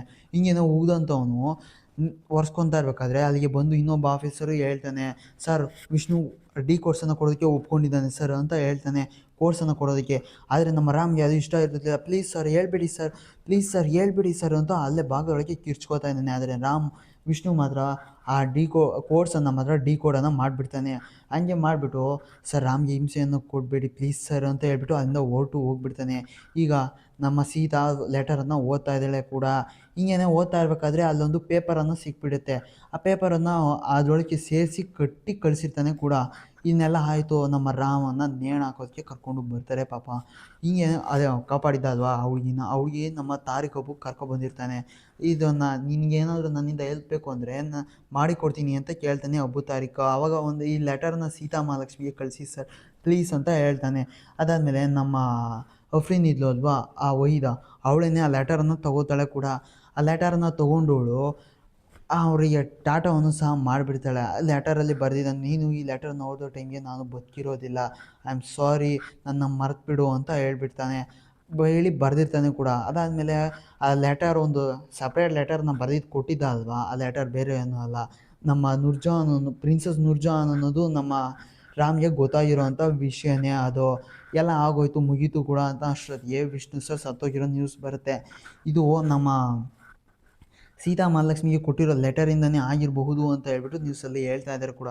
ಈಗ ದೇಶದ್ರೋಹಿ ಬಂದುಬಿಟ್ಟು ವಿಷ್ಣು ಆಗ್ತಾನೆ, ನಮ್ಮ ರಾಮು ತುಂಬಾ ಒಳ್ಳೆಯವನಾಗ್ತಾನೆ ಕೂಡ. ಅಲ್ಲಿಗೆ ನಮ್ಮ ಅಫ್ರೀನ್ ಸಹ ಬರ್ತಾಳೆ ಸೀತಾ ಇರುವಂಥ ಜಾಗಕ್ಕೆ. ಬಂದು ತಪ್ಪಿಕೊಂಡು ಒಳಕ್ಕೆ ಶುರುವನ್ನು ಮಾಡ್ತಾಳೆ. ರಾಮ್ ಇನ್ನೂ ಬದುಕಿದಾರಾ ಇಲ್ಲ ಸತ್ತೋಗಿದ್ದಾರಾ ಅಂತ ಕೇಳ್ತಾಳೆ ಕೂಡ. ಸತ್ತೋಗಿದ್ದಾರೆ ಅನ್ನೋದು ಕೂಡ ಗೊತ್ತಾಗ್ಬಿಡುತ್ತೆ ನಮ್ಮ ಅಫ್ರೀನ್ಗೆ. ಈಗಲೇ ಹಿಂದೆ ಒಬ್ಬರಿಗೆ ಇಂಡಿಯನ್ನು ಯಾಕೆ ಸಾರಿ ಕೇಳಬೇಕು ಅಂತ ಅಂದ್ಕೊಂಡಿದ್ದೆ, ಅದಕ್ಕೆ ಕೇಳ್ದೆ ಹೋದರೆ ತುಂಬಾ ಪೇಯ್ನ್ ಆಗುತ್ತೆ ಅಂತ ಅನಿಸ್ತಾ ಇದೆ ಅಂತ ಹೇಳ್ಬಿಟ್ಟು ಅಲ್ಲಿಗೆ ಆ ಸೀನು ಸಹ ಕಟ್ ಆಗಿಬಿಡುತ್ತೆ.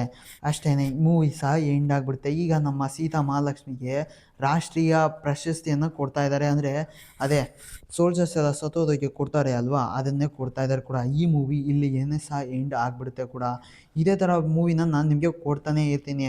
ಆದರೆ ಒಂದು ಕಂಡೀಷನ್, ನೆಕ್ಸ್ಟಿಂದ ವಾಯ್ಸ್ ಸ್ವಲ್ಪ ಎಫೆಕ್ಟಾಗಿ ಬರೋ ಥರ ಮಾಡ್ತಾಯಿದ್ದೀನಿ ಕೂಡ.